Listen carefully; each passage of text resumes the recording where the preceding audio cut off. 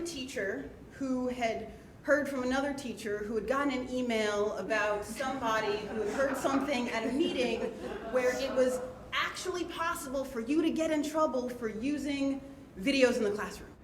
I would like to have been able to know, well, what are my rights here? Sometimes I had an awareness that I might have been doing something I shouldn't have been doing, but I was able to just kind of push it out of the way. And fortunately, I didn't get those fingers slapped, but teachers are.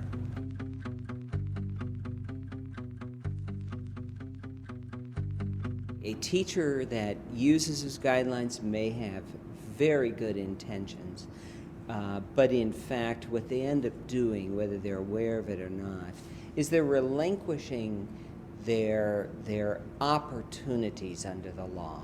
The opportunities under fair use are flexible so that we can adapt the standard of fair use to meet changing needs, changing technologies, changing materials, changing circumstances. The so-called fair use guidelines on topics like photocopying and off-air taping are rigid, conservative, outmoded interpretations of the law, not the law itself.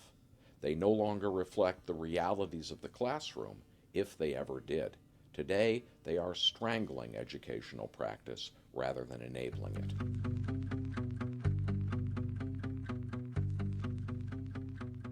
The specific exceptions that copyright law provides for teaching are too few and too narrow to cover many common and important educational practices.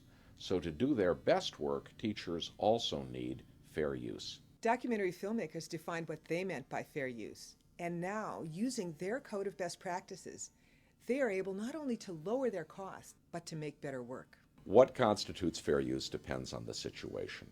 Broadcasters and journalists understand how the doctrine applies to them, and so do documentary filmmakers. Now the media literacy community is figuring it out, too. They've come together to create what teachers really need, not a rule book, but a code of best practices to guide them and their students in making their own wise decisions.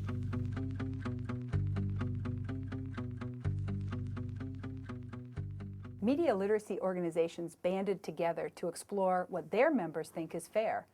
They met over the course of a year in cities like Philadelphia, St. Louis, Chicago, Boston, Austin, Texas, San Francisco, Columbia, South Carolina, Ithaca, New York, and New York City, to create the Code of Best Practices in Fair Use for Media Literacy Education.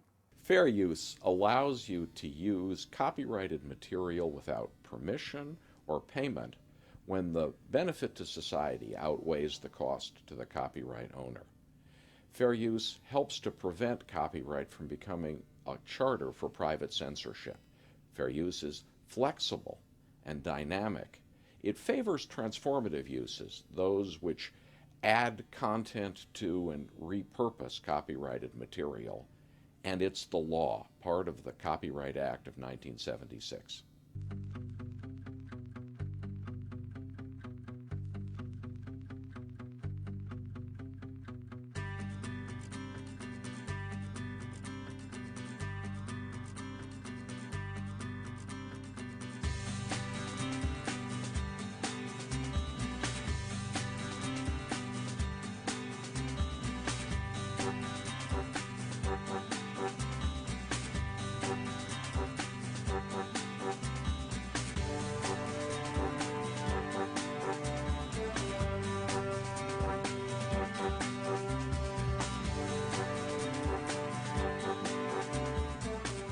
Teacher, as a student in a media class, as someone who had a teacher who was a student in a media class, if you know someone who looks like a teacher, doesn't matter, go to them, talk about fair use, talk about why it's so important, talk about what kinds of things can be used in the classroom, should be used in the classroom. If it's not a part of fair use, why isn't it a part of fair use? Educators need to be able to claim their right to use fair use, and we need to teach it to our students.